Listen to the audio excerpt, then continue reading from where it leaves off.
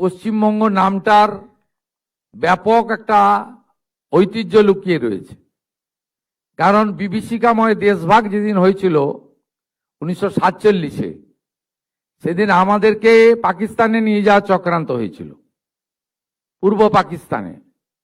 সেদিন ডক্টর শ্যামাপ্রসাদ মুখার্জির নেতৃত্বে পূর্ব পাকিস্তান দ্বিখণ্ডিত হয় পশ্চিমবঙ্গ আইনসভায় 58-21 ভোটে, এবং তার ফলেই পশ্চিমবঙ্গ সৃষ্টি হয়েছে।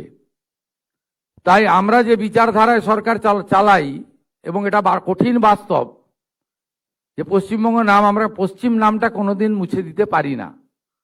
পশ্চিম নামটা তৈরি করার মধ্য দিয়ে অনেক ইতিহাস লুকিয়ে রয়েছে, যা বর্তমান প্রজন্ম, আগামী প্রজন্ম জানা দরকার।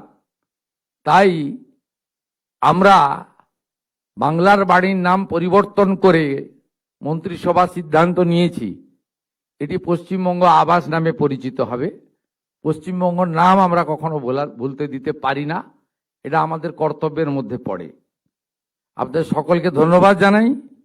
আমরা থেমে থাকবো না। বাকি যাদের জেনুইন ভেরিফিকেশন হয়ে যাবে তাদেরও অর্থ সম্মানীয় দিলীপ ঘোষের নেতৃত্বে তার দপ্তর সঠিক সময় দেবে। কোনো কোনো সময় আমার উপস্থিতি প্রয়োজন মনে করলে তারা ডেকে নেবেন। আমরা একসঙ্গে কাজ করি, একটা টিমে কাজ করি। আরো খুশির খবর আপনারা পাবেন, ইতিমধ্যে মাননীয় মন্ত্রী বলেছেন, মাননীয় মুখ্য সচিব বলেছেন। খবর দেখতে সাবস্ক্রাইব করুন বাংলা হান্টের ইউটিউব চ্যানেল। বাংলা হান্টের আরো খবর দেখতে নজর রাখুন।